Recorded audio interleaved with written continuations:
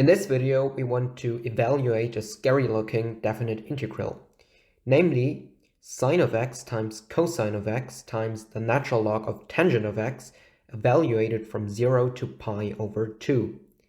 And of course, we could try to find the antiderivative of this function, but plugging in these two numbers would give us an indeterminate form. So we're going to take a different approach in this video, which is very useful, especially when dealing with trigonometric integrals integrated from 0 to pi over 2. But before we can do that, we need to prove something called the King's property, stating that the definite integral from a to b of f of x is nothing but the definite integral evaluated from a to b of f of a plus b minus x. And we are going to show this using a simple u substitution. So let's start with the definite integral from a to b of f of x dx, and let x now be equal to a plus b minus u. We then get that dx is nothing but minus du, and so we can rewrite our integral as f of, now x becomes a plus b minus u,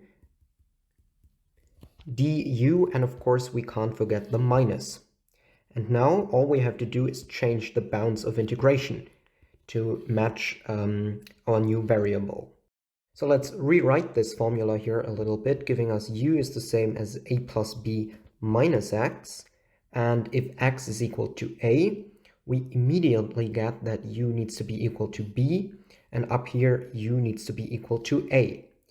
But don't forget that we still get the minus here, so we can further rewrite our integral as integrated from a to b of f of a plus b minus u du, where we can change the bounds of integration and get rid of the minus. But notice that u is simply a variable name, and we can easily turn that back into an x. And so, in fact, we have shown the King's property. Now let's turn back to our original integral. But before we can apply the King's property, we first need to recall some more facts. First of all, note that sine of x is always the same as cosine of pi over 2 minus x, and cosine of x, on the other hand, is given by sine of pi over 2 minus x. And you can easily derive these formulas using addition formulas for cosine and sine. And lastly, we want to note that the tangent of x is defined as sine of x over cosine of x. And now we're good to go. So our integral becomes the integral from 0 to pi over 2 of sine of, and now we have a plus b minus x. In our case, 0 equals a, and pi over 2 equals b. So I can just put down pi over 2, because a is just 0, minus x times cosine of pi over 2 minus x times the natural log of, and now I'll use this property here, sine of pi over 2 minus x over cosine of pi over 2 minus x dx. But note that this now becomes the integral from 0 to pi over 2 of cosine of x times sine of x times the natural log of cosine of x over sine of x dx.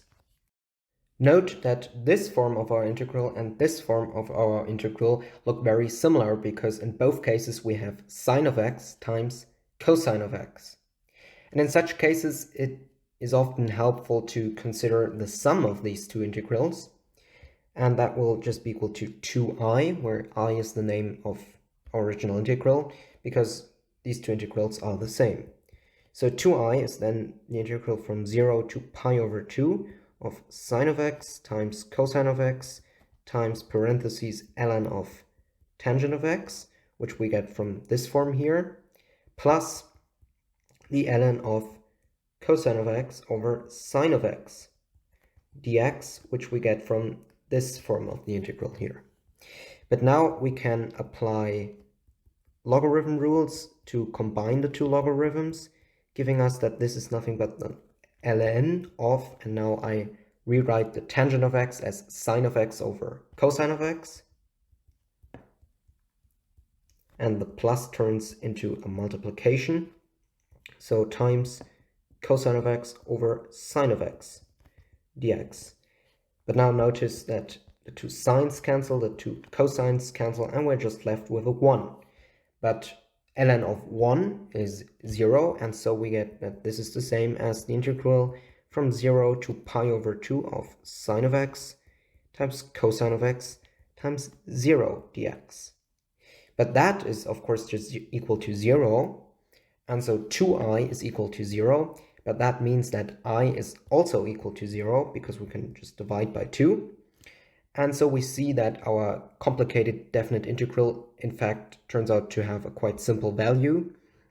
And we were able to derive this result using the King's property, which is often helpful when you're dealing with a trigonometric integral integrated from 0 to pi over 2, because the sine will turn into a cosine and the cosine will turn into a sine. And we are done.